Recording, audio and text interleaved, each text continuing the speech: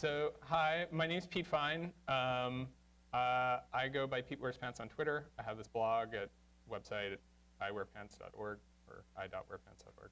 I don't actually tweet all that much, but good to have a Twitter account. I am an agent with a group called Telecomics. We are an ad hoc internet-based cluster of what most people seem to these days be calling hacktivists, though we have mixed feelings about that term. This is our cool logo.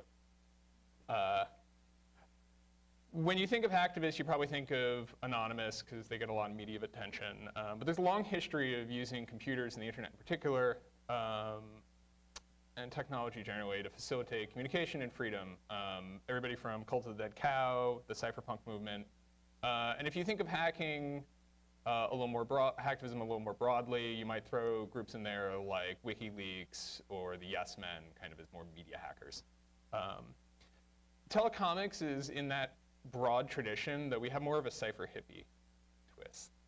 This is our homepage. And it describes us as a socio-cybernetic telecommunist cluster of internet and data-loving bots and people always striving to protect and improve the internet and defend the free flow of data. Telecomics, just like the internet, knows no borders, technological or territorial. We are mainly, so we're just kind of a network of friends. We're just a group of people, we hang out. There's no mailing address. We don't take any money at all. There's no bank account.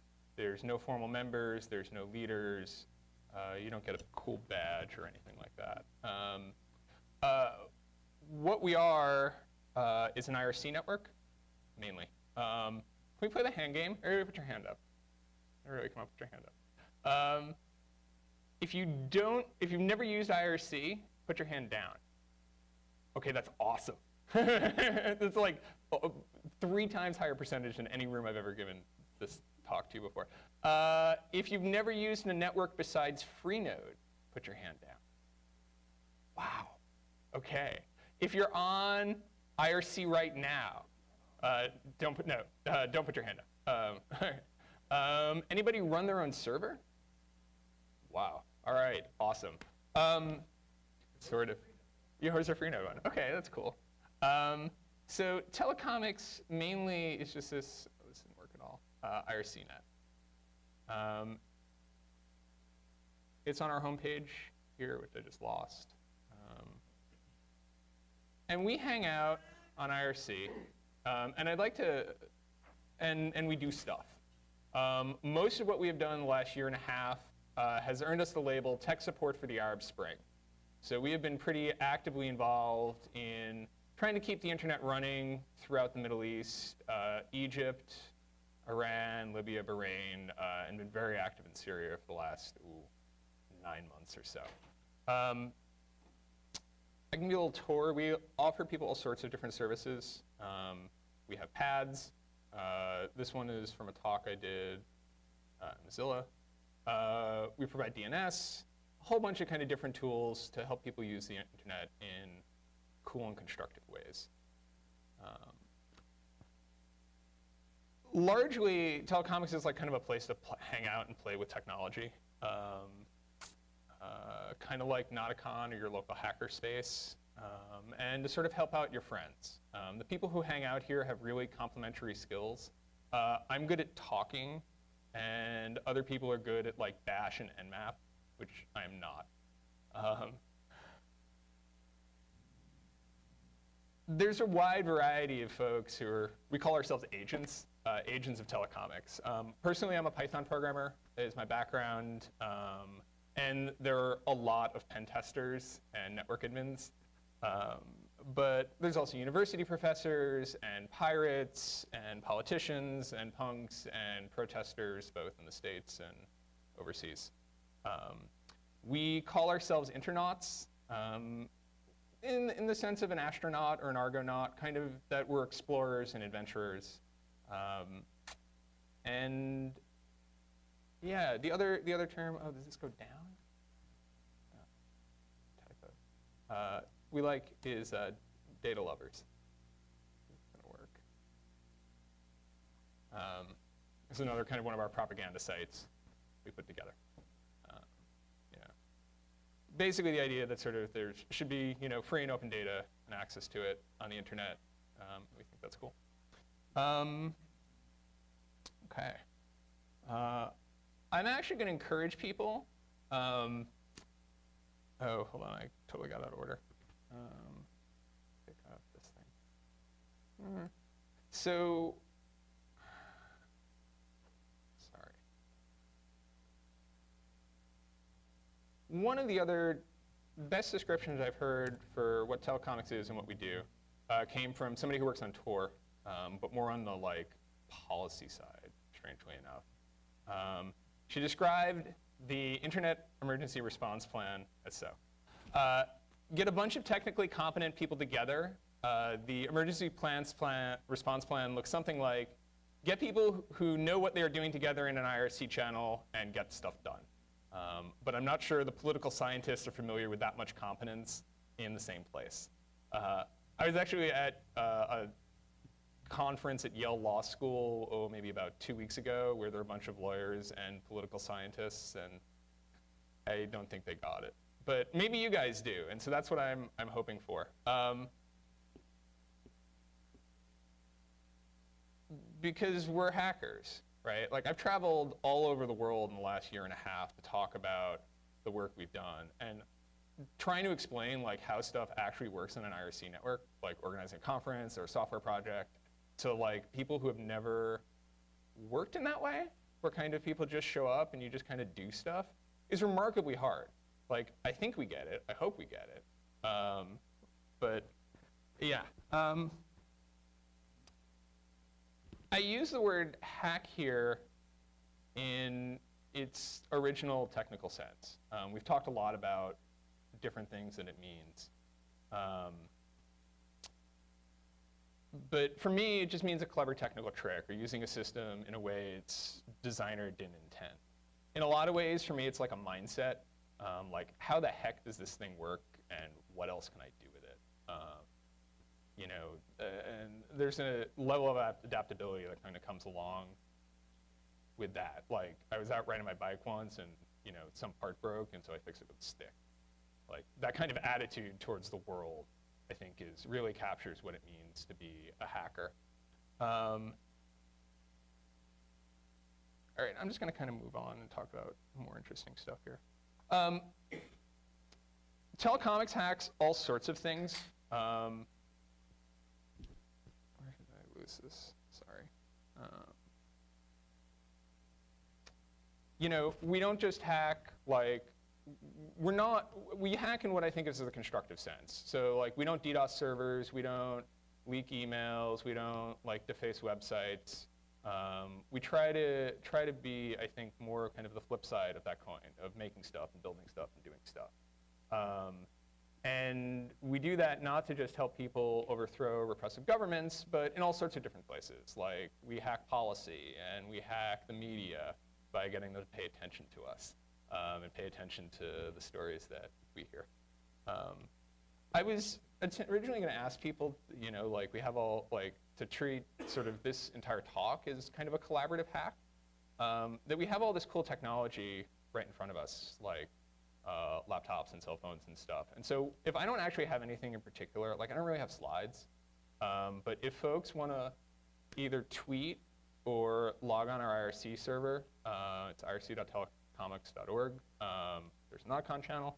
And if you just have questions too, you just want to ask for comments or whatever, and I'm just going to tell some stories about what the heck I've been up to during that time. Sound good? Okay. If you also want to read your email or look at porn or kittens, I'll totally understand.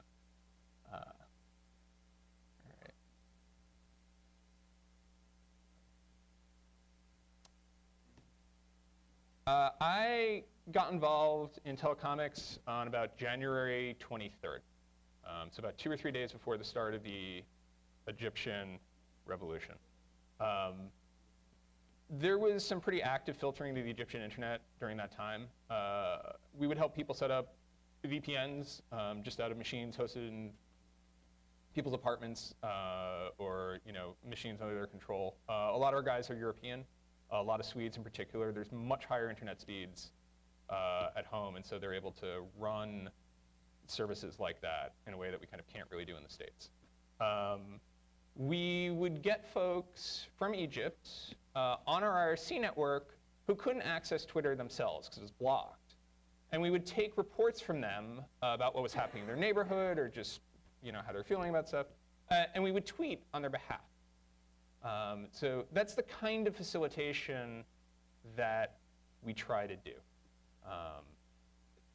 Telecomics is not just people. There's a real humans and machines here. That it's not just about setting up a Tor bridge and then telling somebody to have a nice day. It's sort of about helping folks to kind of actively use that. And I think this kind of Twitter facilitation really captures that nicely.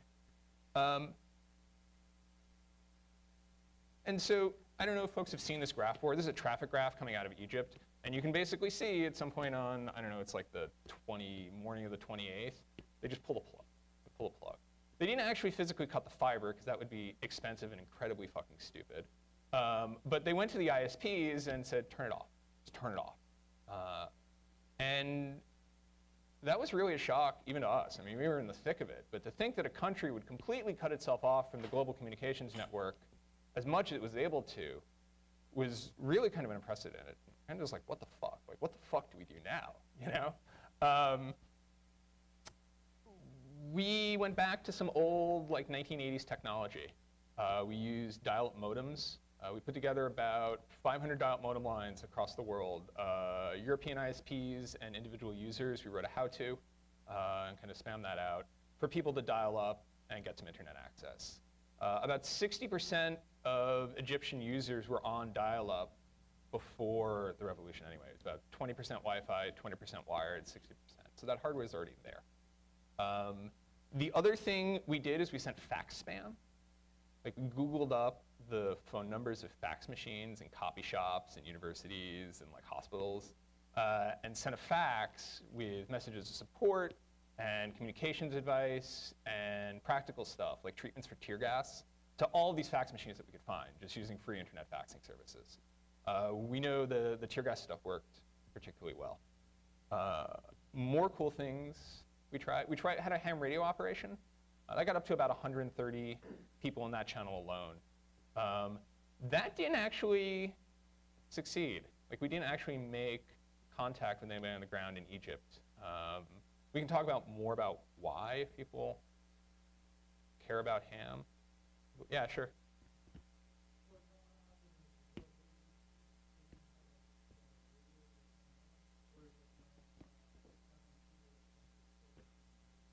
Yeah, there were probably about 130, 140 licensed hams in all of Egypt. Most of those were probably ex-military. There's 83 million people in the country. There's 2 million licensed hams worldwide.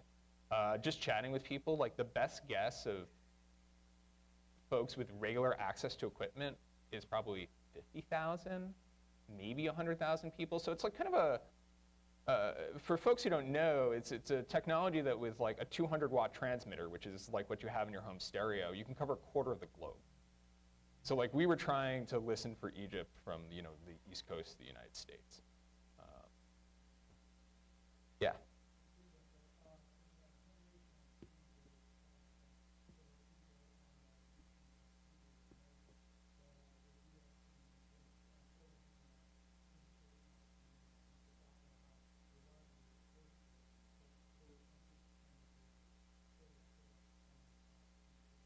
Yeah, I mean, just coordinating. So a lot of what I do is just coordinating people and getting people to work together. So I'm not actually a ham.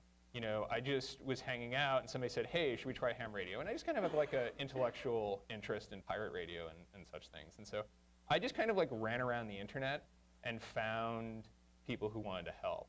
I ran over the ham radio channel on Freenode. There's 1 or 2 other ones on some other Star Chat, I think. I don't remember exactly. I spammed forums and just tried to recruit people and then kind of say okay, what do we actually need to do here? Some cool project ideas. Oh, that was the other thing. Is like I totally forgot. Project ideas came out of this. Like some folks were talking about making a ham to Twitter gateway. So while in some sense the project was a failure in that we didn't make contact with anybody in Egypt, you know, just in terms of breathing some life back into that community and kind of opening up some new debates about the involvement and kind of political stuff, did come out of it.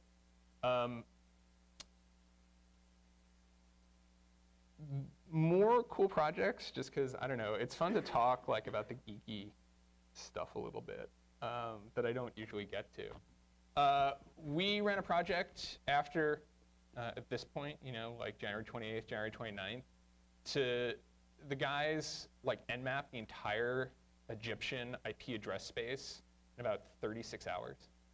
If you think about how long it would normally take to nmap a whole country, it's like a few weeks, right? Because it's a lot of IPs. But there were so few machines up, they found about 5,000 of them, that it only took a handful of hours. We found like printers and like 1 or 2 cameras. What we did with this is they wrote some scripts to inject human-readable messages into the web server logs. So we do something like get, we are telecomics, get, we come from the internet, get, we come in peace, like get, dial up, you know, phone number like 12345, whatever. How much of those actually got received? I don't know. It's hard to tell sometimes. Like you spam things like that, you can't tell what gets pickup. But it's cool. Like I think that's what I sometimes don't get to talk about. It's just this kind of, as a geek and a hacker, like how technologically fun this stuff can be. Like, you know, just this attitude of like, oh shit, they broke the whole fucking internet for this country. Like, can we fix it? You know. All right. Anybody using IRC at all? I totally forgot about it. Some folks. Okay, that's cool. I've mainly, so the world moved on, right? Egypt ended, the world moved on. Since then, though, we have been super busy in Syria. Sorry.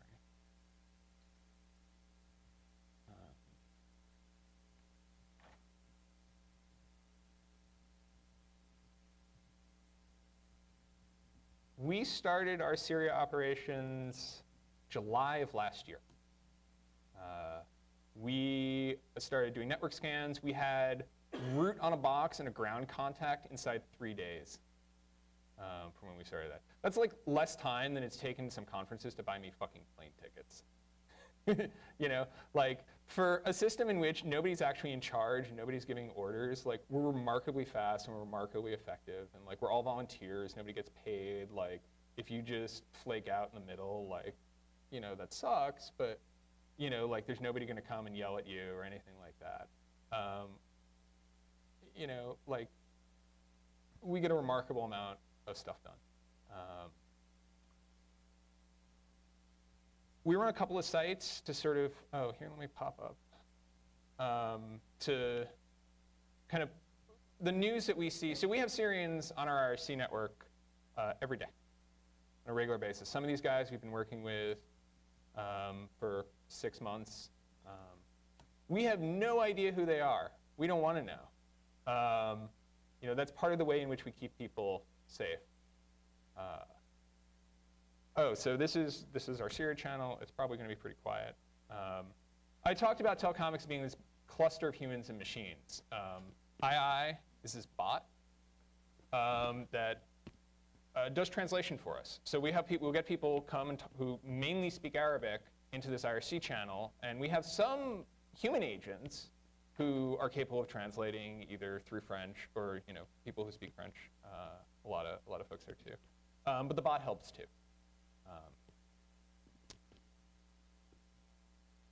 We've come up with a couple of different sites, and it's sort of been a struggle to kind of get the news that we receive through these channels like out to the world.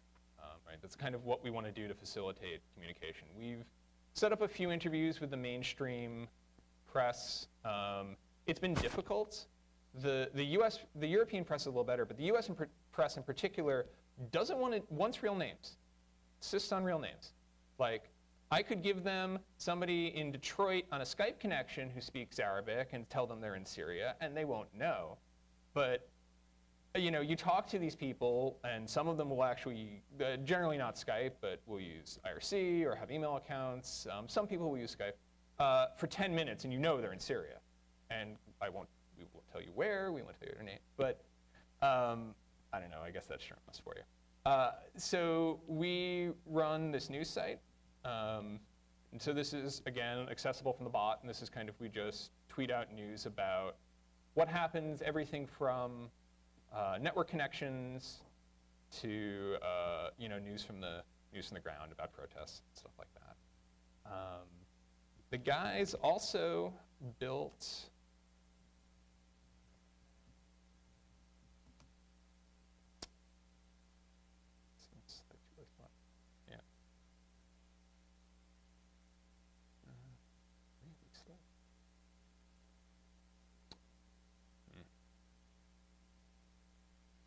Somebody downloading like lots of movies or something right now? No. All right, let's try.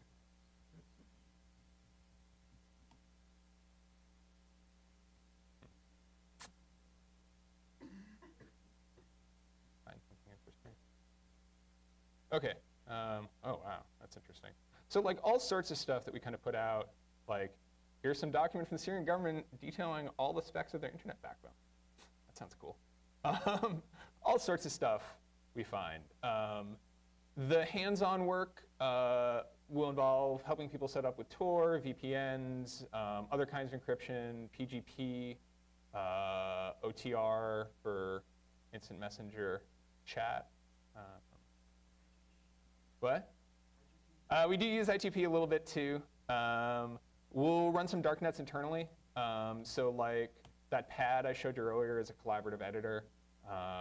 Some of the guys threw together a darknet kind of that has some services for a kind of more handful or trusted Syrian. I don't actually know what's up in that much. Like nobody consults with me. They just go do things, and if I happen to notice and it's cool, like I come talk about it. But there's a lot of stuff that goes on that I don't know about, and that's part of I guess our OPSEC. That if we have a Syrian who's new and shows up and he needs a VPN, we don't discuss that in a public channel, right? Like with like 30 or 50 people. You remember like back in the day, like, when you would go cyber, you wouldn't like do that in public channel. Like you go with like, 2 or 3 buddies and set up a VPN in a private channel. And so everything is on a very much a need to know basis. Because this channel is totally public. We get journalists, we get lurkers, we know it's logged.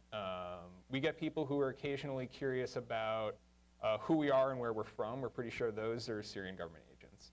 And so just kind of, when we get somebody we want to help out, we get them set up technologically and kind of give them an intro to OPSEC and then kind of bring them back in. And we want them to participate. Let's see if this came up at all. No.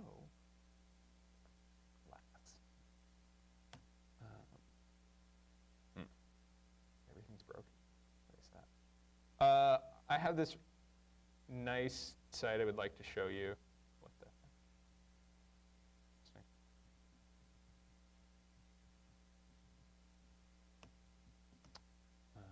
I don't know why it's not working.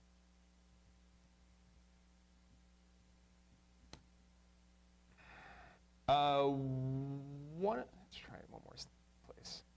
One of the projects we put together is a collection of videos. It's about 500 of them. It's 6 or 7 gigs at this point of stuff that's passed through this channel. Here we go. This originally started just as a listing on an Apache directory.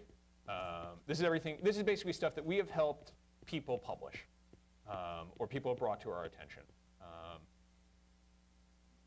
And there's a really nice site called Syrian Stories, which seems to be down right now. We partnered with some journalists to kind of help give this a little better. Should we watch stuff? Should we find stuff that's not horrible? No, let's skip it. See what else I had here to talk about.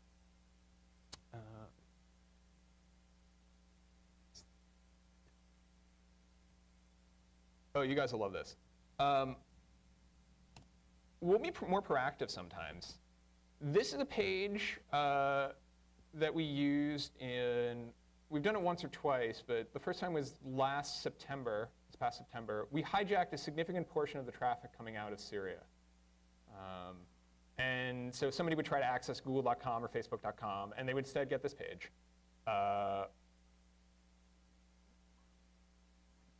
Which was a message about surveillance, and then a link to some tools about how to actually get around that. So last July, we started doing some network scans. We kind of started picking up on getting a sense of sort of what the heck was going on in terms of network surveillance there.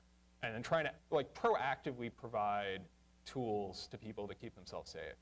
So that kind of hijack, that's a hack, but that's really a different use for those sort of skills than man in the middle or just defacing a website.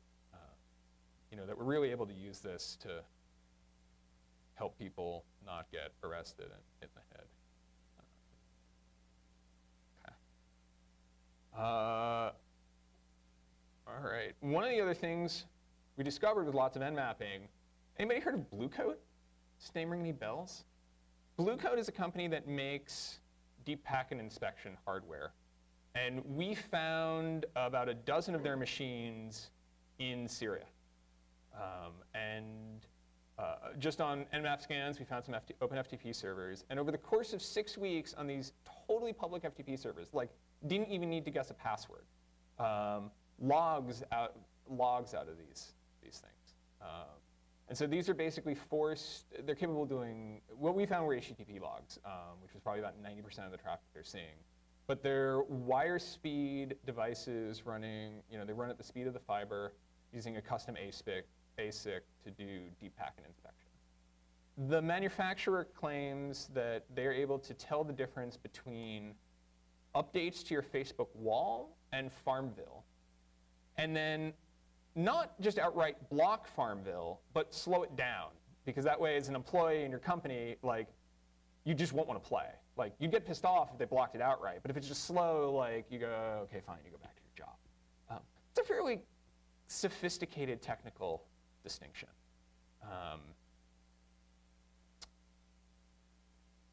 We found the HTTP logs out of these things. So basically, these are enhanced Apache logs. So the source IP, the destination IP, URLs, what URL people are trying to get, host name, stuff like that. For all of the all of the ISPs in the country.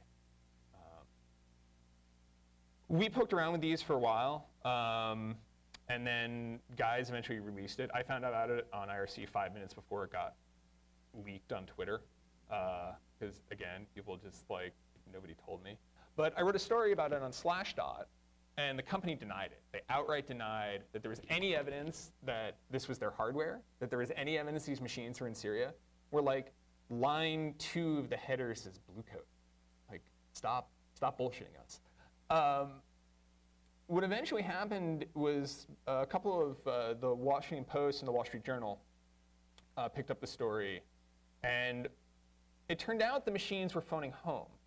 That they phoned home not only to Blue Coat's headquarters, not only for software updates, but for collaborative filtering. So if they saw some weird traffic passing over the wire that they couldn't analyze locally, they'd send a sample of it home, and within 200 or 500 milliseconds, Blue Coat's cluster back at HQ, which is pooling this weird traffic globally, would try to give it some sort of categorization. That's creepy enough, right? That there's and there's a lot of these things out there, that this company is sniffing and sort of pooling interesting traffic across the globe. But yeah, when you then sort of use it in Syria to really restrict, we found that proxy was being blocked as a keyword, Israel was being blocked as a keyword, a whole range of sites, about 10% of Facebook pages, but not entirely Facebook.com. There was a period where you could browse YouTube, but you couldn't upload. And there's kind of all these kind of sort of fine-grained settings that kind of these devices are capable of. The company actually eventually admitted that this was their hardware. They also said that they weren't looking at their own logs. which I can believe, right? So these devices phone home, and presumably they keep internal logs of who's getting their patches and using their collaborative services. And they just claim that they weren't looking at all. Now, as I can believe that, like, as what's, you know, probably like both just as sort of like lazy system administrators, but also they have a real incentive not to. Because this kind of equipment, you know, like causes huge media outcry. Like they have an incentive not to know where this kind of censorship and surveillance gear goes, because it's really bad press for them when it winds up in Syria.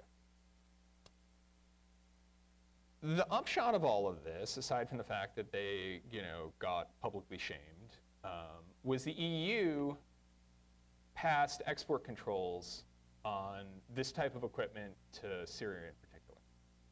And so some of the telecomics guys, like I said, work on the policy side, or kind of more politicians. Like a lot of our guys are European, and they work in the European Parliament. Worked on some of that too. And so this is kind of really, I think, telecomics at its best. Like all the way from, you know, Nmap scans through kind of getting the media to pay attention through it by writing a Slashdot story at first, to actual policy change, like to actual real world change. This is kind of the cool stuff that like we can do as hackers to make our world better. And that, I think, in some ways, is a lot of it about what telecoms is about. Let's see, what else I put on. Anybody have questions about DPI? No? Yeah. Okay.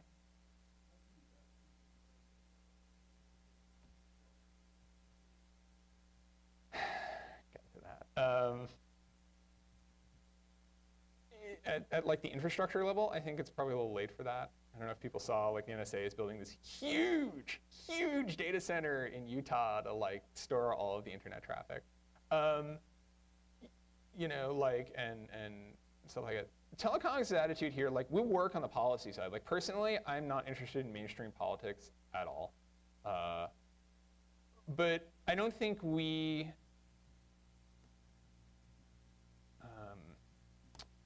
trust governments, like to respect our rights, to privacy, to not survey all of our communications, to not block websites for whatever stupid reason du jour they come up with. And so one of the things we do is we build tools. Telecomics runs cryptoanarchy.org. There's a big wiki of kind of tools and tactics and how-tos on creating autonomous zones, basically carving out space, using strong cryptography where kind of we can be free from government censorship and surveillance. The other way we other thing that kind of came out of Syria that sort of relates to your question is this project we have called Blue Cabinet, which is a collection of docs, basically. Pick some interesting ones. On I think it's like 200 or 300 different companies that make software and censorship hardware and surveillance gear. It's like this huge list, and sort of all and this is the one on Checkpoint. And there's like dozens of companies. Just as a way of sort of starting to get a handle on who the heck is out there and who's actually selling this and what this gear is capable of. And so this is a public wiki. Our wiki's at rerebuild.telecomics. I'll get through all those things at the end. I think the next lead, this is actually a decent lead into the other thing telecomics was involved in. You know, we blocked out our site like SOPA. I think the SOPA protests was a start of the internet starting to exercise its muscle a little bit in defense of itself. Like, this wasn't like the internet, you know, we've seen the internet rallying up for like particular causes, like save this cat or, you know, don't pollute this river, but we haven't really seen it like quite to this degree, like rally up in self-defense of the media. It's kind of cool. I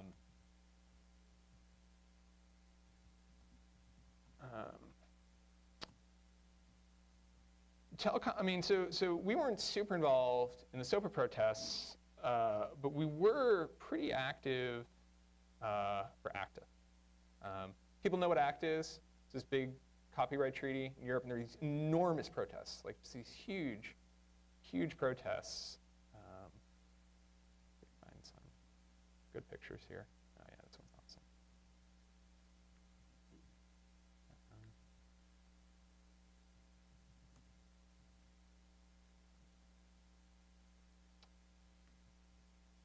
And so Telcomics kind of served as this like global back channel for the ACTA protests. This is some photos from Stockholm. So we had a channel of about 20 or 30 people. About half of them were Polish, because Poland is awesome. And we can talk about more about why, because that's where the ACTA protests kind of really kicked off.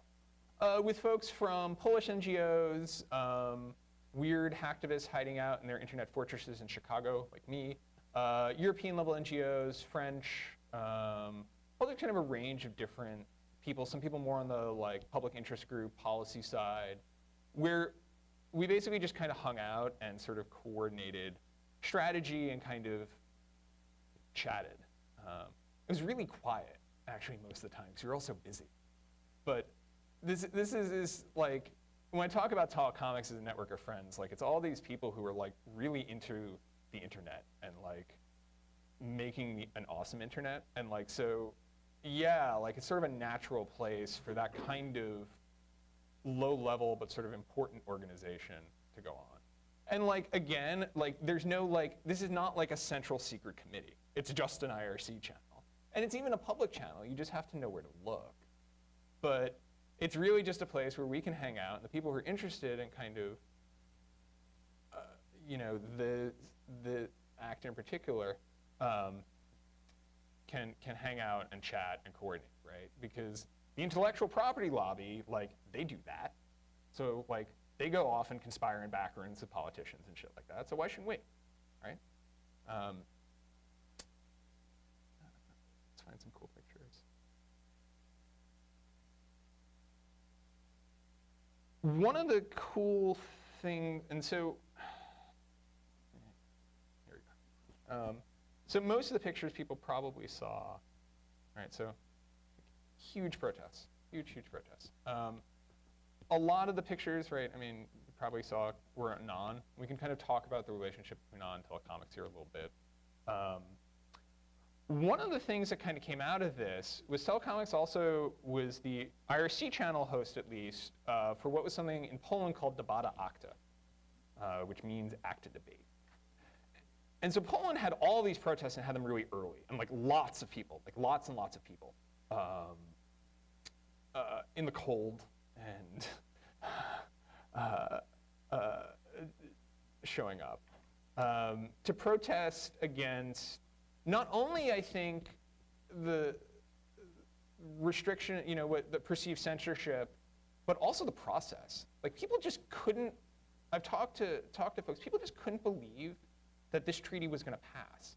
Like that nobody knew about it, right? Like some of us might have known about it, but we're geeks and we care about like IP and intellectual property and copyright. But like just average folks in Europe who like, you know, showed up like all of these places in the like thousands.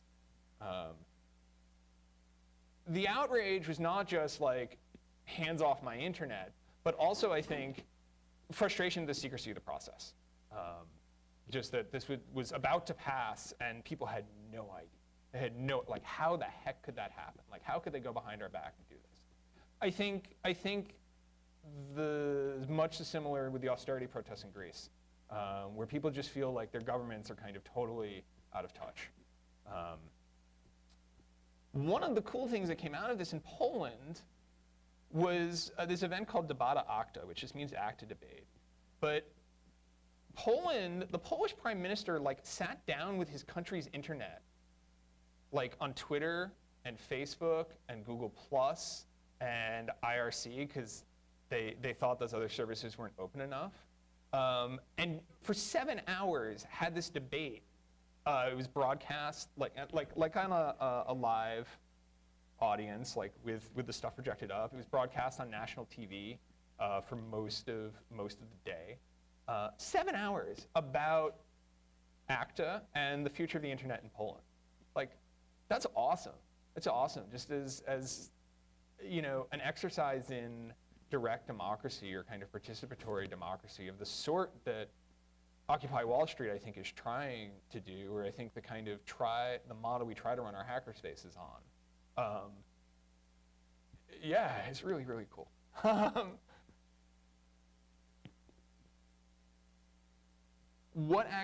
so what's actually coming out of this is that the Polish prime minister, I totally lost my tab. That's cool. Eventually backpedaled and sent a letter to all the other European heads of state, like the presidents and prime ministers, and urging them to reject this thing. And it is looking like it's going to die.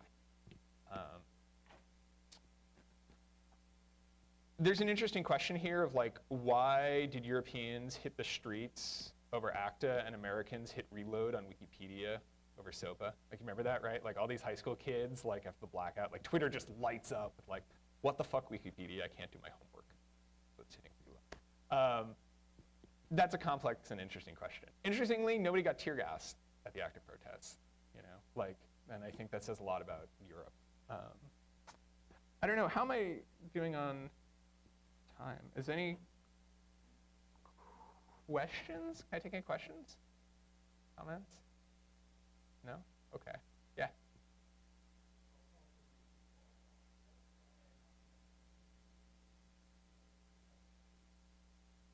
Okay, sure, we can talk about mesh networks. I think mesh networking is really cool. I think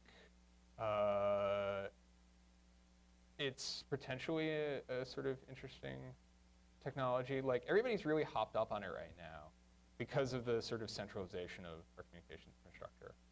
I don't know. I feel like, you know, if the idea is like we run a mesh and everybody can share the internet, we could have it open and everybody can just like, it's free and it's cool. Like, I don't know, you go down and walk down the street, like certainly in San Francisco or New York, and I suspect parts of Cleveland too, there's just like, you can easily see what, a dozen, 20, 30 networks, and they're all locked. They're all locked. We can have an open internet today. We can have an open internet today if we wanted to. If people just unlocked their router and said like, okay, you know, and there's obviously some technical complications like that, like somebody, you know, hacksering your, you know, Apple Music server or something like that. But really, like, we treat this as a scarce resource, both like at the IP level. I don't know if people were around for the IPv4 talk before, like in our hoarding of our Wi-Fi, and the spectrum too. Like, these things are not scarce. Like, I think mesh spectrum, like mesh networks, are a way to try to address that. You know, I don't know. I think like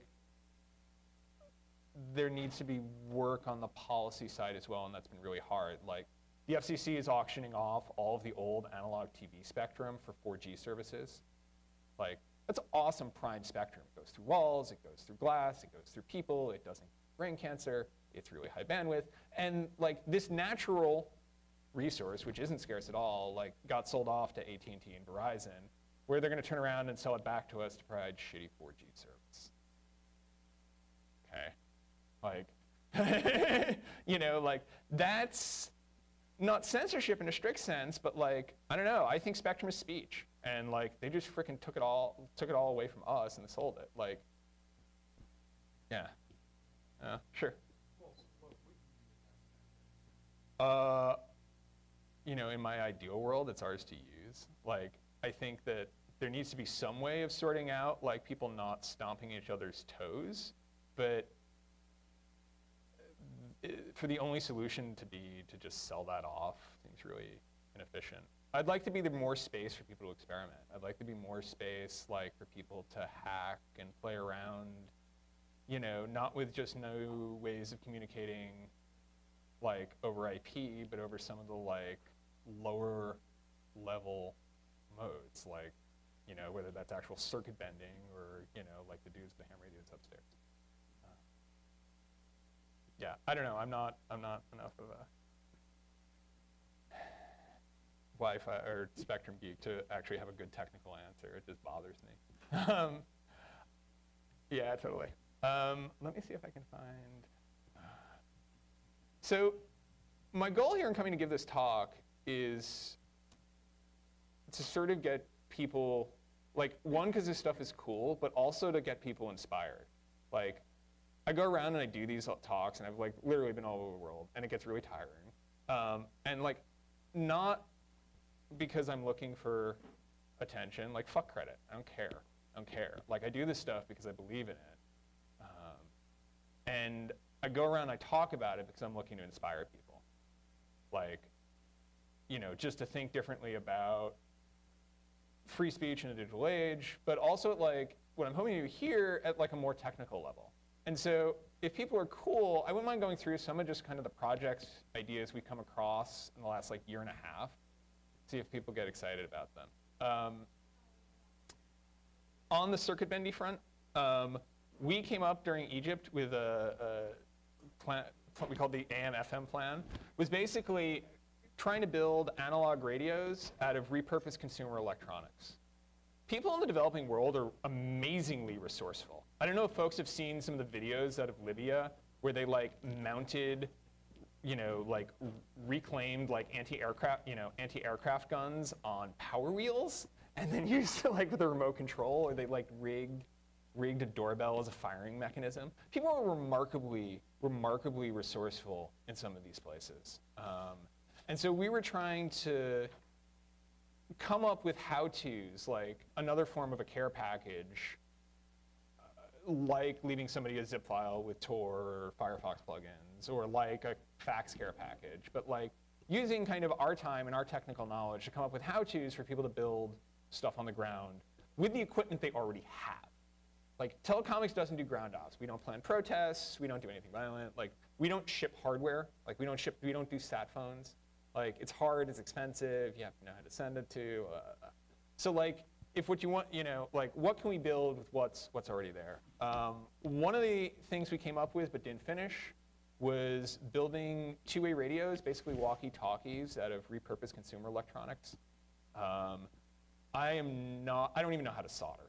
But apparently, if you take two like alarm clock radios and smash them open and cross like 3 wires, you have 1 unit of a walkie-talkie.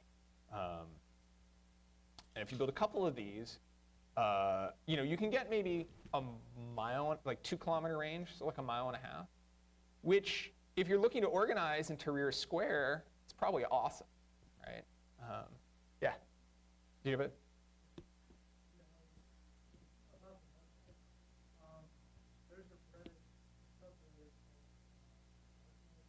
Yeah.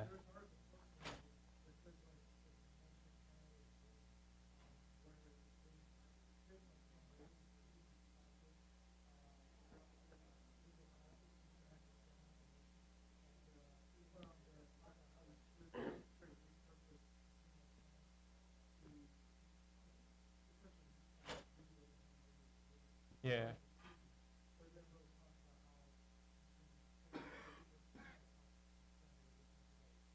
Yeah.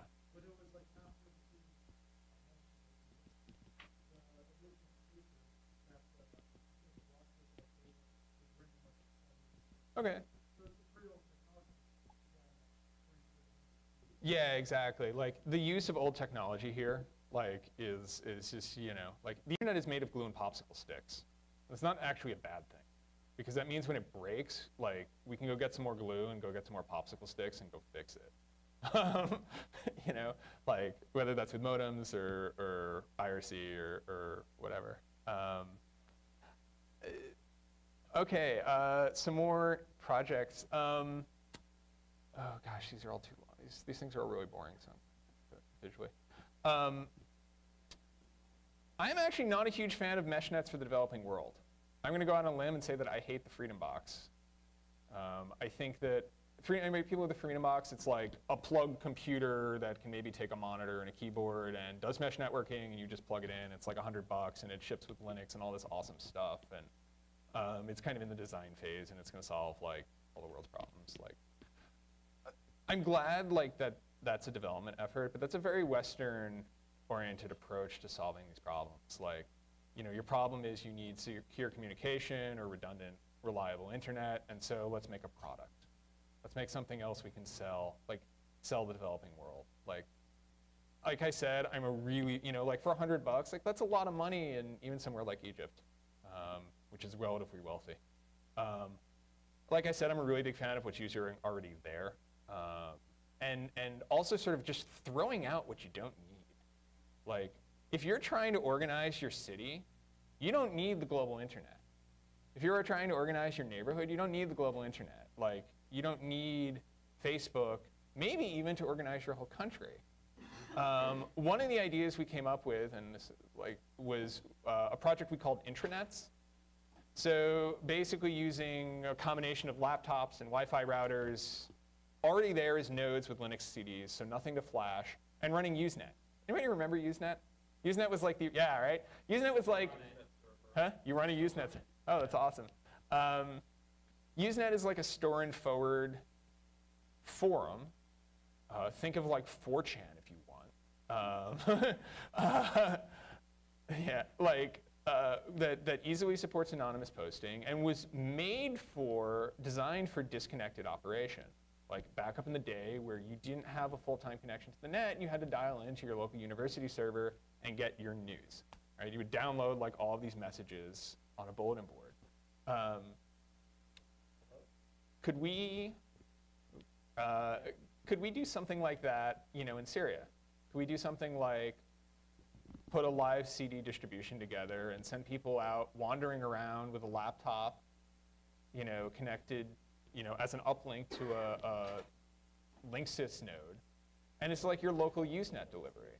Like you put a web gateway on it, and so grandma can just connect from her Windows PC and read some messages and post new ones, and just put this in a backpack and like send guys out wandering around. They don't even know who each other are, and the nodes just sync up. The nodes just sync up, and you just pass in the night your Usenet messages. Can we get coverage of Syria? Like, can we set up a local communications system for Homs, which is a city that's been regularly cut off? Like the DSLAMs are unplugged. So like the DSL lines, we can tell, like one of the dudes has access to some router, and you can see that the DSL equipment's physically unplugged. So can we like leverage something locally to try to give those people just communication there and then kind of the outside world? Other cool projects to get people excited about, we have a project called Nmap All Things. Basically, we took about a dozen countries that are pretty well known to censor their internet and trying to replicate what we did in Syria. Like, just let's scan these entire networks and see if we can find some more. I'm out of time, huh? Okay. Yeah. Censorship, hardware, surveillance, hardware, stuff like that. I guess the point I want to wrap up here is there is so much stuff to be done here. Like, telecomics is only like, I don't know, there's probably only like 300 people on the IRC at a given time. Like, a lot of it's really cool as a geek. A lot of it is really technical, if that's your thing. But a lot of it's really not technical, too. Like, this movement needs writers, and it needs artists, and it needs trolls. And it needs also groups besides us. Like, we got up to about 500 people during Egypt, and it almost broke us. Like, that's just too large. Like, we want people to go copy us. If you want to come and hang out and get some ideas and like work with us, that's awesome. And if you want to go home and start your own, telecomics node, like, come talk to us first. But like, if you want to start your own cluster and you want to call it like helping puppies because puppies are cool, like whatever, like go do stuff. Go do stuff. I think for me at least, that is at most what it means to be a hacker. It's just, we don't just sit around and plan, we don't sit around and talk, we build things, we make things. And maybe we can do that to make a better world for ourselves and for people on the other side of the world. So yeah, thanks a lot.